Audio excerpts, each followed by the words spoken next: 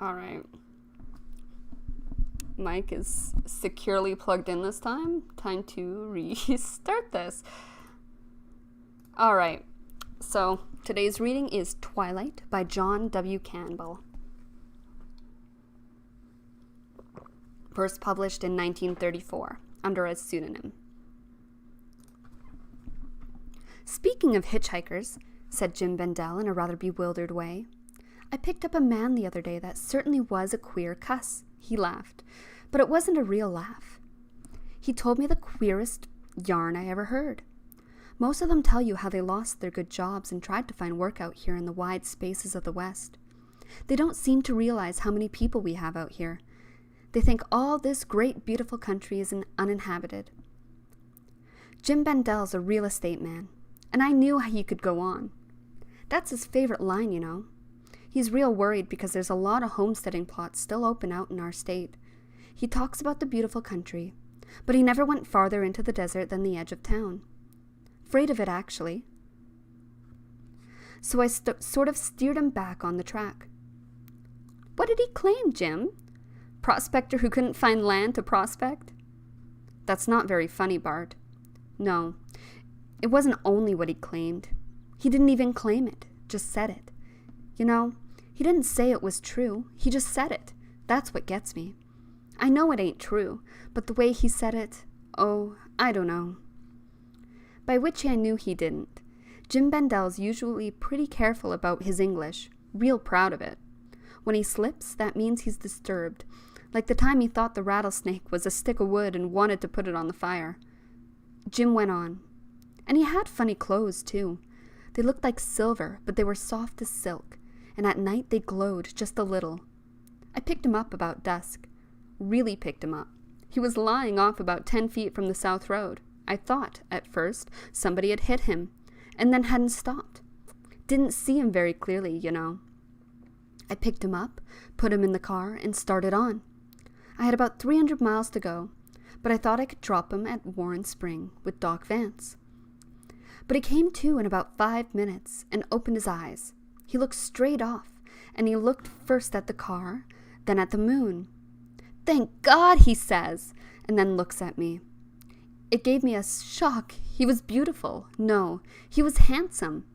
He wasn't either one. He was magnificent. He was about 6 feet 2, I think, and his hair was brown with a touch of red gold. It seemed like fine copper wire that's turned brown. It was crisp and curly. His forehead was wide, twice as wide as mine. His features were delicate, but tremendously impressive. His eyes were gray, like etched iron, and bigger than mine, a lot. That suit he wore, it was more like a bathing suit with pajama trousers. His arms were long and muscled smoothly as an Indian's. He was white, though, tanned lightly with a golden rather than a brown tan. But he was magnificent. Most wonderful man I ever saw. I don't know. Damn it. Hello, I said. Have an accident? No, not this time, at least. And his voice was magnificent, too. It wasn't an ordinary voice. It sounded like an organ talking, only it was human. But maybe my mind isn't quite steady yet. I tried an experiment. Tell me what the date is, year and all, and let me see. He went on. Why, December 9th, 1932, I said. And it didn't please him. He didn't like it a bit. But the wry grin that came over his face gave way to a chuckle. Over 1,000, he says reminiscently. Not as bad as 7 million. I shouldn't complain. 7 million what? Years, he said steadily enough, like he meant it. I tried an experiment once, or I will try it. Now I'll have to try again. The experiment was in 3059. I'd just finished the release experiment, testing space then. Time, it wasn't that, I still believe. It was space. I felt myself caught in that field, but I couldn't pull away. Field Gamma H481, intensity 935 in the Pelman range. It sucked me in, and I went out.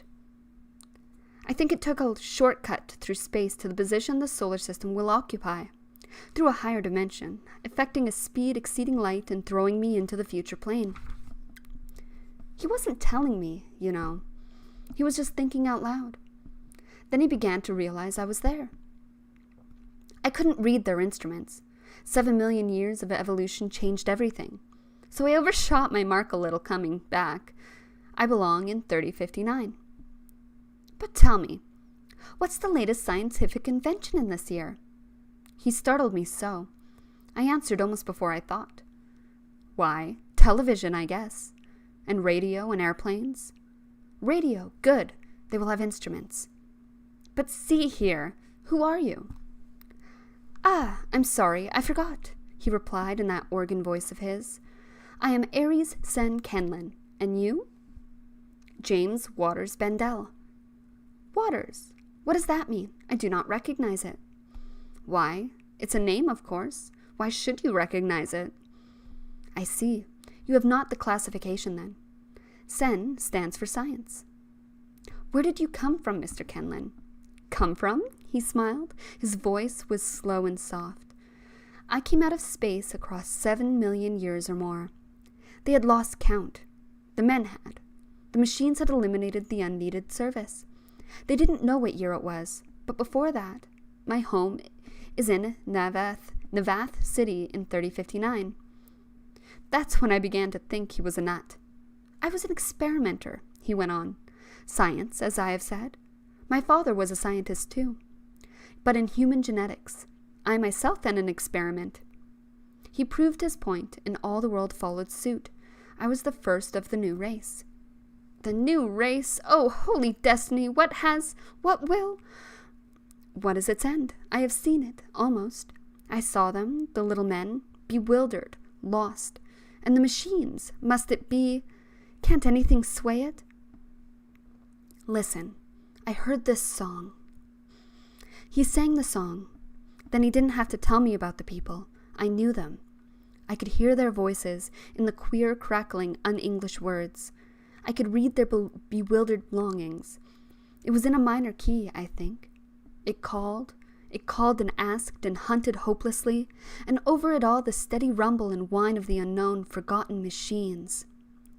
The machines that couldn't stop, because they had been started, and the little men had forgotten how to stop them, or even what they were for, looking at them and listening and wondering. They couldn't read or write anymore, and the languages had changed, you see, so that phonic records of their ancestors meant nothing to them. But that song went on, and they wondered, and they looked out across space, and they saw the warm, friendly stars, too far away. 9 planets they knew and inhabited, and locked by infinite distance, they couldn't see another race, a new life. And through it all, 2 things. The machines, bewildered forgetfulness, and maybe one more. Why? That was the song, and it made me cold. It shouldn't be sung around people of today. It almost killed something. It seemed to kill hope. After that song, I believed him. When he finished the song, he didn't talk for a while. Then he sort of shook himself. You won't understand, he continued. Not yet, but I have seen them. They stand about, little misshapen men with huge heads.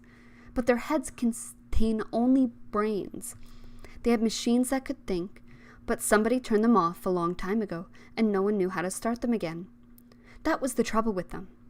They had wonderful brains, far better than yours or mine. But it must have been millions of years ago when they were turned off, too, and they just haven't thought since then. Kindly little people. That was all they knew. When I slipped into that field, it grabbed me like a gravitational field, whirling a space transport down to a planet. It sucked me in, and through. Only the other side must have been 7 million years in the future. That's where I was. It must have been in exactly the same spot on Earth's surface, but I never knew why. It was night then, and I saw the city a little way off. The moon was shining on it, and the whole scene looked wrong. You see, in 7 million years, men had done a lot with the positions of the planetary bodies. What with moving space liners, clearing lanes through the asteroids and such. And 7 million years is long enough for natural things to change positions a little. The moon must have been 50,000 miles further out, and it was rotating on its axis. I lay there a while and watched it. Even the stars were different. There were ships going out of the city, back and forth, like things sliding along a wire. But there was only a wire of force, of course. Part of the city, the lower part, was brightly lighted with what must have been mercury vapor glow, I decided. Blue-green. I felt sure men didn't live there. The light was wrong for eyes, but the top of the city was so sparsely lighted. Then I saw something coming down out of the sky. It was brightly lighted, a huge globe, and it sank straight to the center of the great black and silver mass of the city. I don't know what it was, but even then I knew the city was deserted. Strange that I could even imagine that. I, who had never seen a deserted city before. But I walked the 50 miles over it and entered it. There were machines going about the streets, repair machines, you know. They couldn't understand that the city didn't need to go on functioning, so they were still working. I found a taxi machine that seemed fairly familiar. It had a manual control that I could work. I don't know how long that city had been deserted. Some of the men from the other cities said it was 150,000 years. Some went as high as 300,000 years. 300,000 years since human foot had been in that city. The taxi machine was in perfect condition, functioned at once. It was clean, and the city was clean and orderly. I saw a restaurant, and I was hungry, hungrier still for humans to speak to. There were none, of course, but I didn't know. The restaurant had the food displayed directly, and I made a choice. The food was 300,000 years old, I suppose. I didn't know, and the machines that served it to me didn't care, for they made things synthetically, you see, and perfectly. When the builders made those cities, they forgot one thing. They didn't realize that things shouldn't go on forever. It took me 6 months to make my apparatus, and near the end I was ready to go, and, from seeing those machines go blindly, perfectly, on in orbits of their duties with the tireless, ceaseless perfection their designers had incorporated in them. Long after those designers and their sons sons had no use for them. When Earth is cold and the sun has died out, those machines will go on. When Earth begins to crack and break, those perfect, ceaseless machines will try to repair her. I left the restaurant and cruised about the city in the taxi. The machine had a little electric power motor, I believe, but it gained its power from the great central power radiator. I knew before long that I was far in the future. The city was divided into 2 sections. A section of many strata where machines functioned smoothly, save for a deep humming beat that echoed through the whole city like a vast, unending song of power. The entire metal framework of the place echoed with it, transmitted it, hummed with it. But it was soft and restful, a reassuring beat. There must have been 30 levels above ground, and 20 more below, a solid block of metal walls and metal floors and metal and glass and force machines. The only light was the blue-green glow of the mercury vapor arcs. The light of mercury vapor is rich in high energy quanta, which stimulate the alkali metal atoms to photoelectric activity. Or perhaps that is beyond the science of your day? I have forgotten.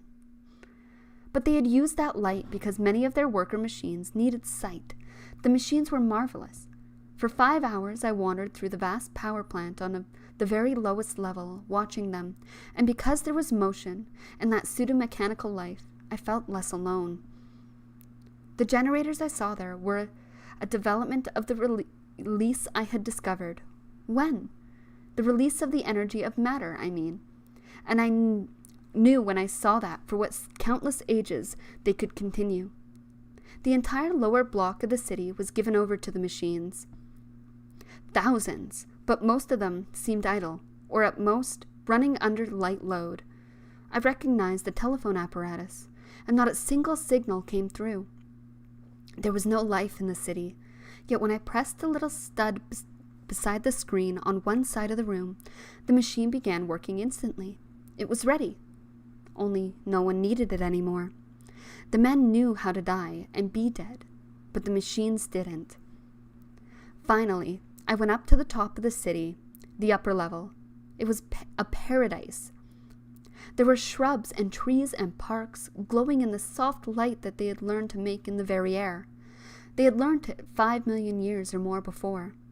2 million years ago they forgot, but the machines didn't, and they were still making it. It hung in the air, soft silvery light, slightly rosy, and the gardens were shadowy with it. There were no machines here now, but I knew that in daylight they must come out and work on these gardens, keeping them a paradise for masters who had died and stopped moving, as they could not. In the desert outside the city, it had been cool and very dry. Here the air was soft, warm, and sweet with the scent of blooms that men had spent several hundreds of thousands of years perfecting. Then, somewhere music began. It began in the air, and spread softly through it. The moon was just setting now, and as it set, the rosy silver glow waned and the music grew stronger. It came from everywhere and from nowhere. It was within me. I do not know how they did it, and I do not know how much music could be written. Savages make music too simple to be beautiful, but it is stirring. Semi-savages write music beautifully simple and simply beautiful. Pardon for the language of the book here. Your Negro music was the best. They knew music when they heard it and sang it as they felt it. Semi-civilized peoples write great music. They are proud of their music and make sure it is known for great music. They make it so great it is top-heavy. I had always thought our music good, but that which came through the air was the song of triumph, sung by a mature race, the race of man in its full triumph. It was men singing his triumph in a majestic sound that swept me up. It showed me what lay before me. It carried me on. And it died in the air as I looked at the deserted city. The machines should have forgotten that song. Their masters had, long before. I came to what must have been one of their homes. It was a dimly seen doorway in the dusky light, but as I stepped up to it, the lights, which had not functioned in 300,000 years, illuminated it for me with green-white glow, like a firefly, and I stepped into the room beyond. Instantly, something happened to the air in the doorway behind me. It was opaque as milk. The room in which I stood was a room of metal and stone.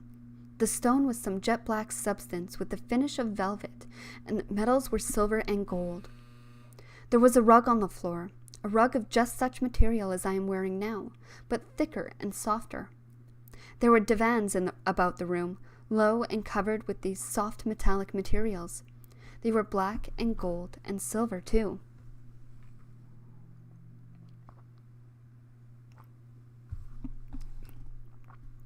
I had never seen anything like that. I never shall again, I suppose, and my language and yours were not made to describe it. The builders of that city had right and reason to sing that song of sweeping triumph, triumph that swept them over the 9 planets and the 15 habitable moons. But they weren't there anymore, and I wanted to leave. I thought of a plan and went to a sub-telephone office to examine a map I had seen. The old world looked much the same. 7 or even 70 million years don't mean much to old Mother Earth. She may even succeed in wearing down those marvelous machine cities. She can wait 100 million or 1,000 million years before she is beaten. I tried calling different city centers shown on the map. I'd quickly learned the system when I had examined the central apparatus. I tried once, twice, thrice, a round dozen times. York City, London City, Paris, Chicago, Singapore, others. I was beginning to feel that there were no more men on all earth, and I felt crushed, as at each city the machines replied and did my bidding. The machines were there in each of those far vaster cities, for I was in the Neva city of their time, a small city. York City was more than 800 kilometers in diameter. In each city I had tried several numbers. Then I tried San Francisco. There was someone there, and a voice answered, and the picture of a human appeared on the little glowing screen. I could see him start and stare in surprise at me. Then he started speaking to me. I couldn't understand, of course. I can understand your speech, and you mine, because your speech of this day is largely recorded on records of various types and has influenced our pronunciation. Some things are changed. Names of cities particularly, because names of cities are apt to be polysyllabic and used a great deal. People tend to elide them, shorten them. I am in Nevada, as you would say. We only say Neva, and Yawk State. But it is Ohio and Iowa still. Over 1,000 years, effects were small on words because they were recorded. But 7 million years had passed, and the men had forgotten the old records, used them less as time went on, and their speech varied till the time came when they could no longer understand the records. They were not written any more, of course. Some men must have arisen occasionally among the last of the race and sought for knowledge, but it was denied them. An ancient writing can be translated if some basic rule is found. An ancient voice, though. And when the race has forgotten the laws of science and the labor of mind. So his speech was strange to me as he answered over that circuit. His voice was high in pitch, his words liquid, his tones sweet. It was almost a song as he spoke. He was excited and called others. I could not understand them, but I knew where they were. I could go to them. So I went down from the paradise of gardens, and as I prepared to leave, I saw dawn in the sky. The strange bright stars winked and twinkled and faded. Only one bright rising star was familiar, Venus. She shone golden now. Finally, as I stood watching for the first time that strange heaven, I began to understand what had first impressed me with the wrongness of the view. The stars, you see, were all different. In my time and yours,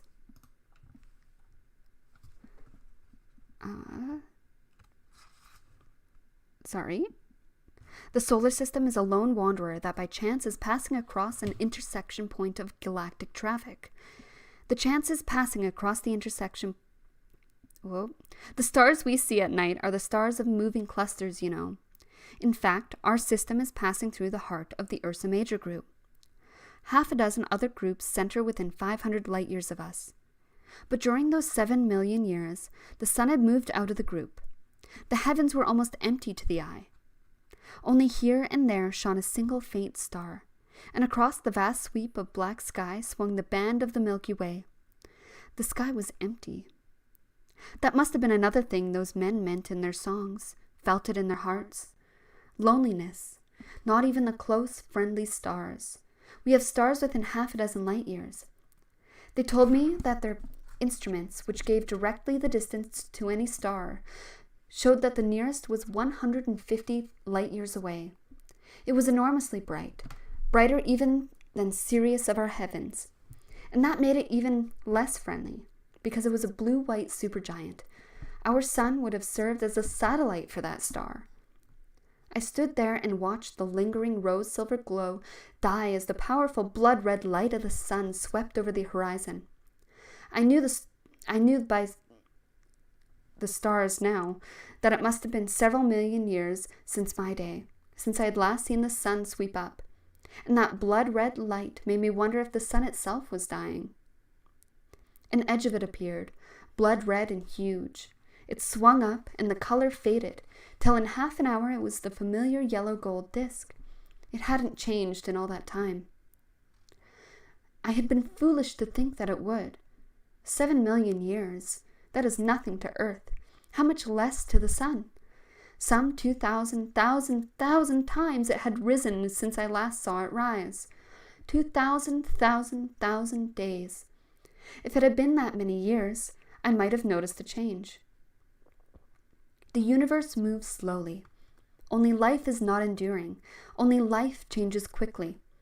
8 short millions of years, 8 days in the life of Earth, and the race was dying. It had left something, machines, but they would die too, even though they could not understand, so I felt.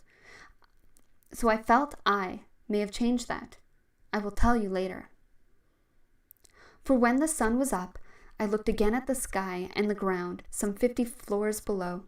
I had come to the edge of the city. Machines were moving on that ground, leveling it, perhaps.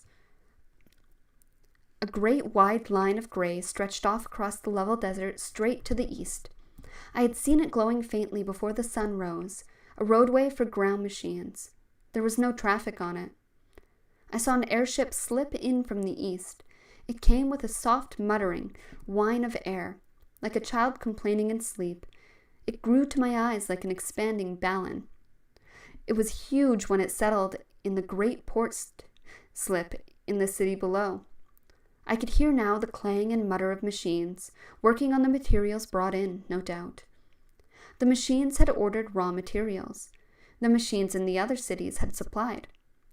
The freight machines had carried them here. San Francisco and Jacksonville were the only two cities on North America still used, but the machines went on in all the others because they couldn't stop. They hadn't been ordered to. Then, high above, something appeared, and from the city beneath me, from a higher section, 3 small spheres rose. They, like the freight ship, had no visible driving mechanisms. The point in the sky above, like a black star in blue space, had grown to a moon. The 3 spheres met it high above. Then together they descended and lowered onto the center of the city, where I could not see them. It was a freight transport from Venus. The one I had seen land the night before had come from Mars, I learned. I moved after that and looked for some sort of taxi plane. They had none that I recognized in scouting about the city. I searched the higher levels, and here and there saw deserted ships, but far too large for me, and without controls. It was nearly noon, and I ate again. The food was good. I knew then that this was a city of the dead ashes of human hopes. The hopes not of a race, not the whites, nor the yellow, nor the blacks, but the human race. I was mad to leave the city. I was afraid to try the ground road to the west, for the taxi I drove was powered from some source in the city, and I knew it would fail before many miles. It was afternoon when I found a small hangar near the outer wall of the vast city. It contained 3 ships. I had been searching through the lower strata of the human section, the upper part. There were restaurants and shops and theaters there. I entered one place where, at my entrance, soft music began, and colors and forms began to rise on a screen before me.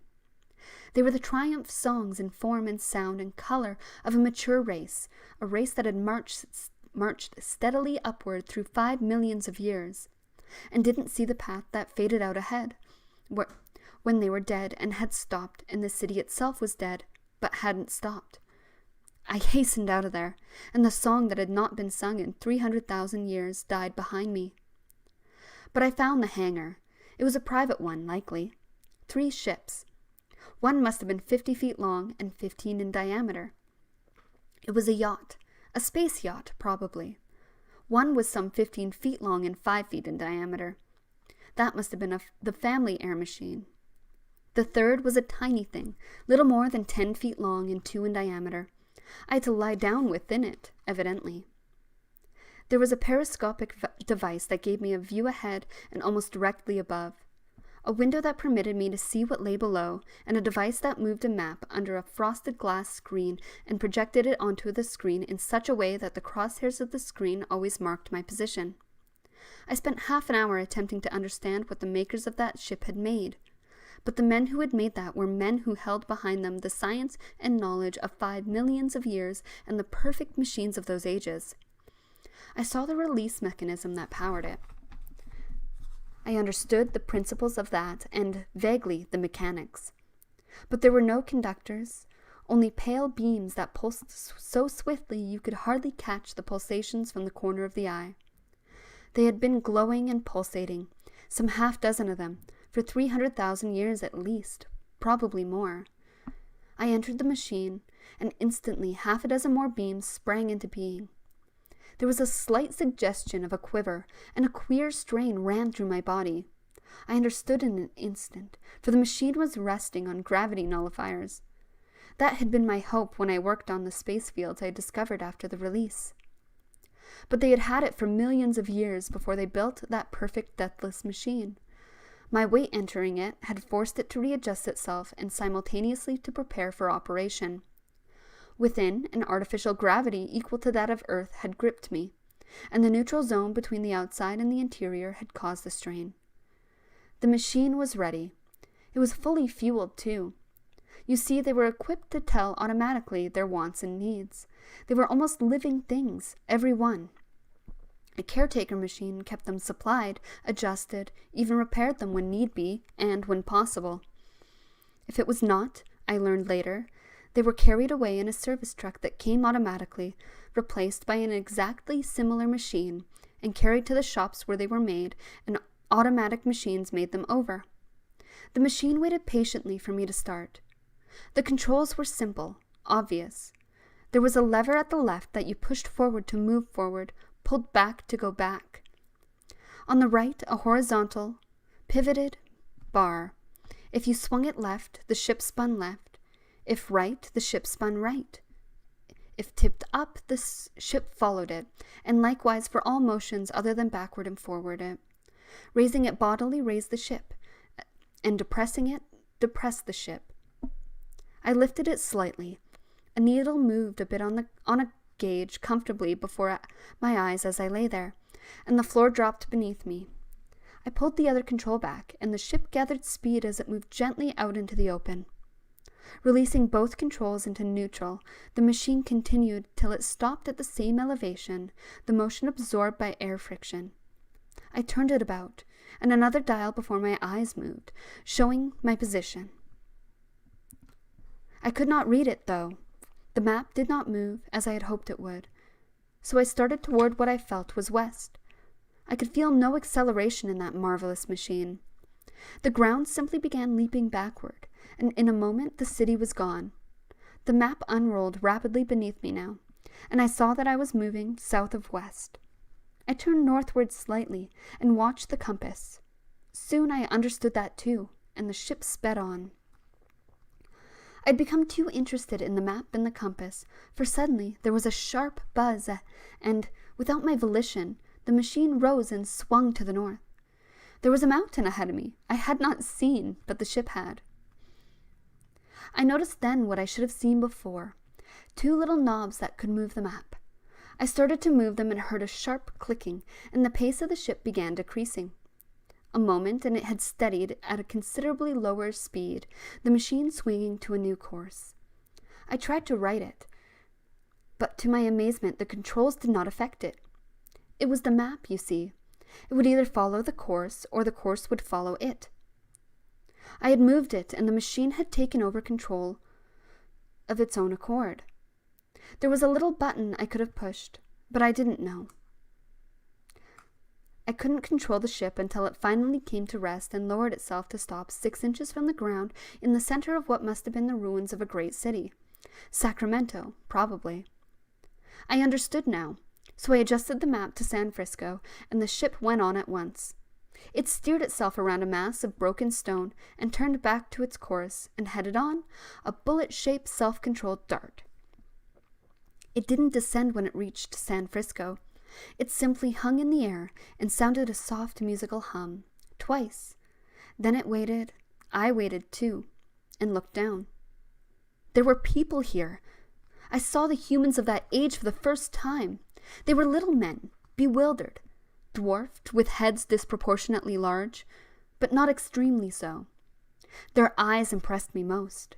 They were huge, and when they looked at me, there was a power in them that seemed sleeping, but too deeply to be roused.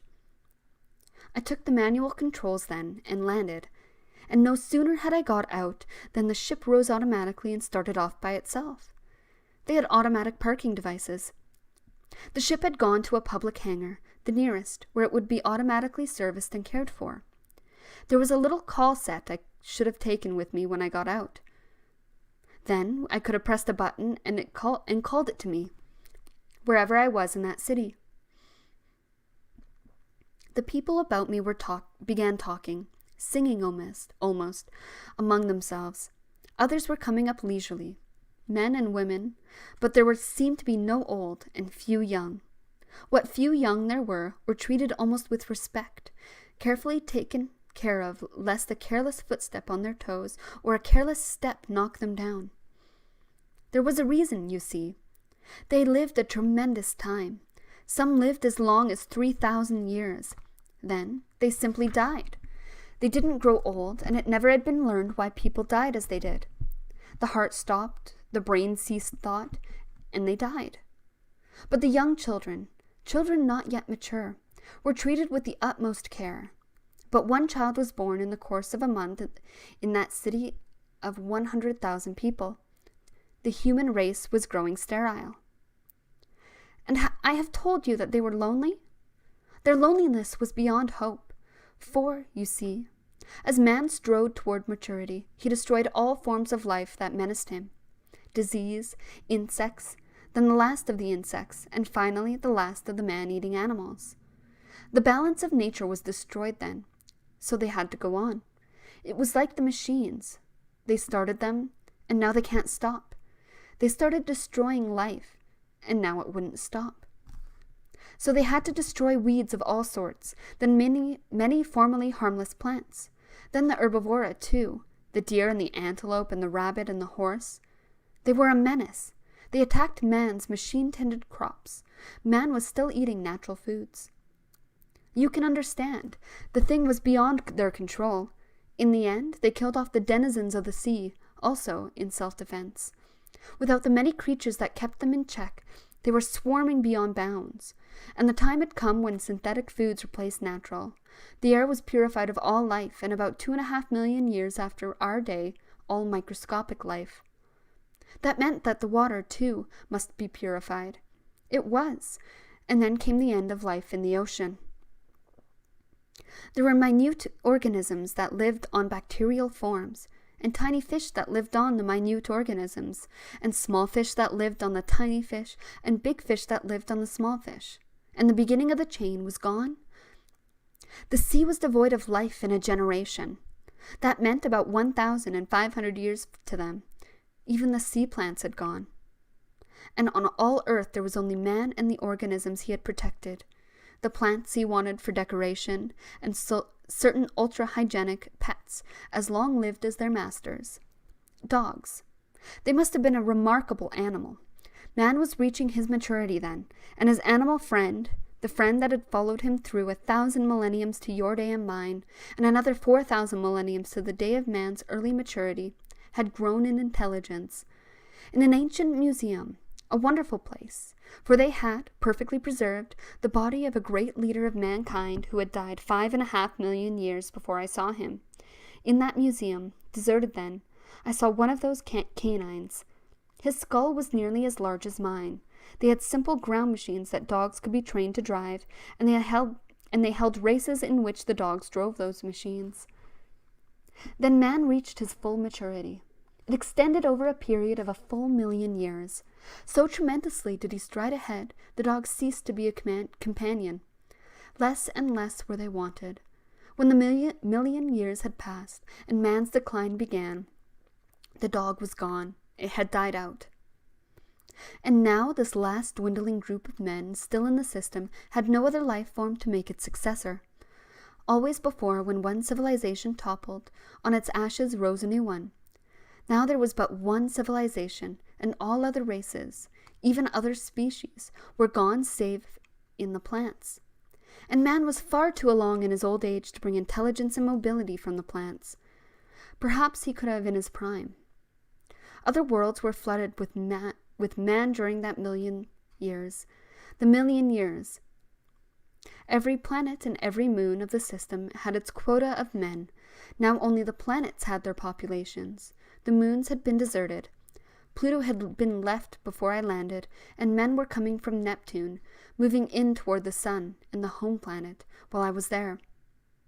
Strangely quiet men, viewing, most of them, for the first time, the planet that had given their race life. But as I stepped from the ship and watched it rise away from me, I saw why the race of man was dying. I looked back at the faces of those men, and on them I read the answer. There was one single quality gone from the still great minds far greater than yours or mine. I had to have the help of one of them in solving some of my problems. In space, you know, there are 20 coordinates, 10 of which are 0, 6 of which have fixed values, and the 4 others represent our changing, familiar dimensions in space-time. That means the integrations must proceed in not double or triple or quadruple, but 10 integrations. It would have taken me too long. I would never have solved all the problems I must work out. I could not use their mathematics machines, and mine, of course, were 7 million years in the past. But one of those men was interested and helped me. He did quadratic and quintuple integration, and even quadruple integration between varying exponential limits in his head, when I asked him to. For the one thing that had made man great had left him. As I looked in their faces and eyes on landing, I knew it. They looked at me, interested at this rather unusual-looking stranger, and went on. They had come to see the arrival of a ship, a rare event, you see.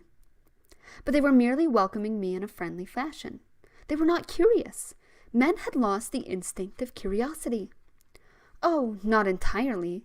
They wondered at the machines, they wondered at the stars, but they did nothing about it. It was not wholly lost to them yet, but nearly. It was dying.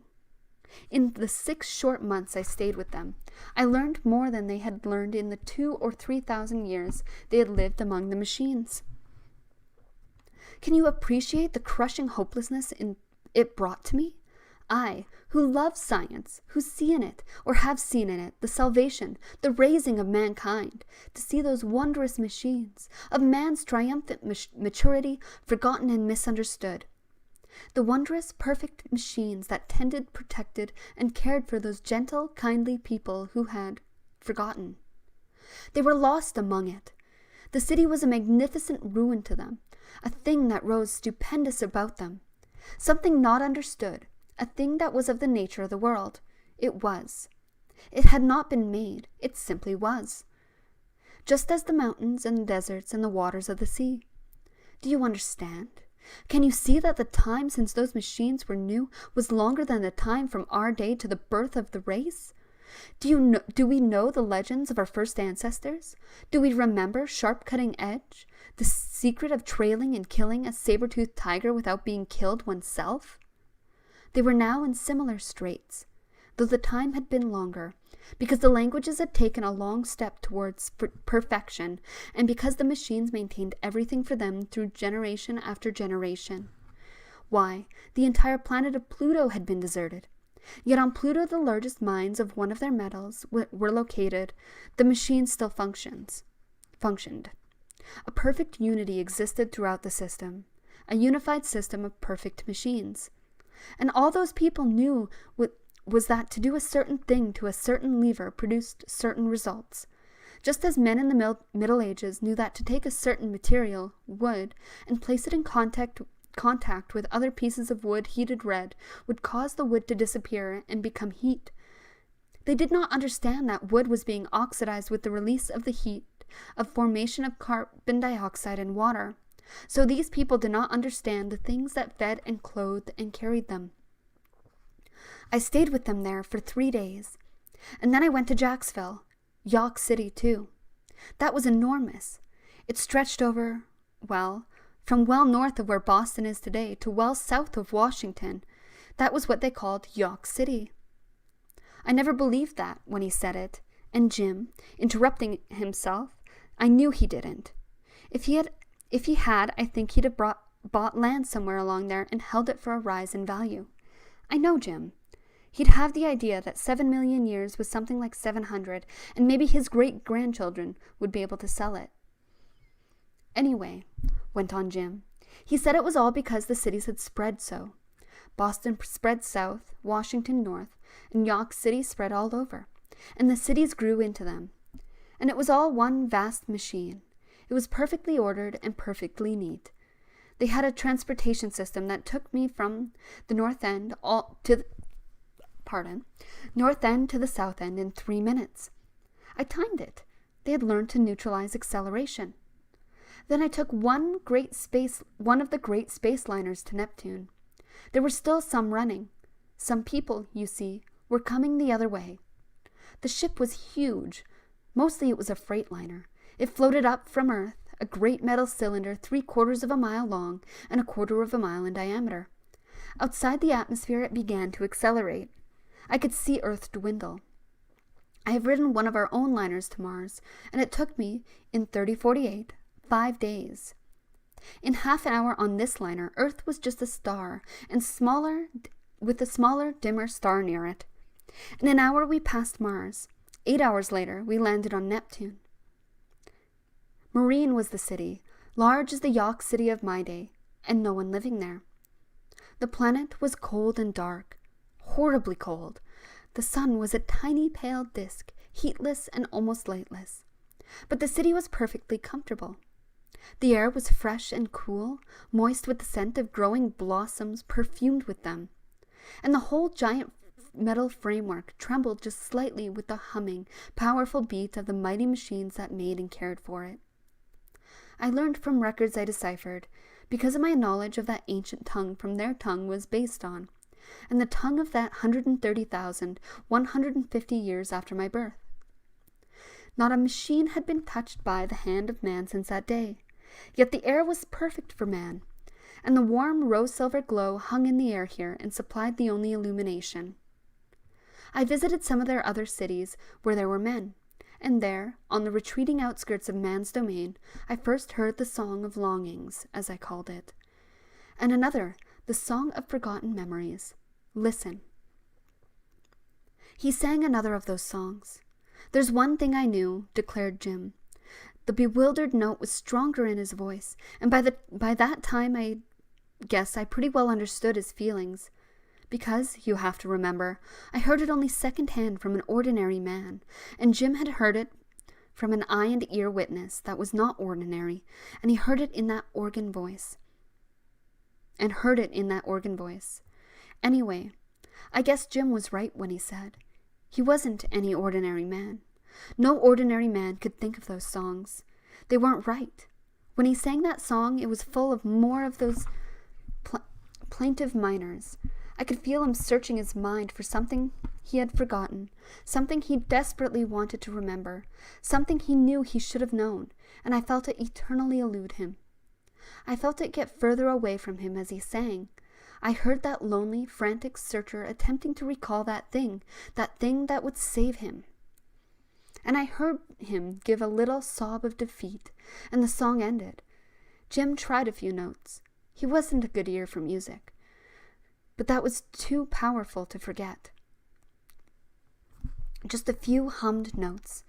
Jim hasn't much imagination, I guess, or when that man of the future sang to him, he would have gone mad. It shouldn't be sung to modern men. It isn't meant for them. You've heard those heart-rending cries some animals give, like human cries almost. A loon, now. He sounds like a lunatic being murdered horribly. That's just unpleasant. That song made you feel exactly what the singer meant, because it didn't just sound human. It was human. It was the essence of humanity's last defeat, I guess. You could always feel sorry for the chap who loses after trying hard. Well, you could feel the whole of humanity trying hard and losing.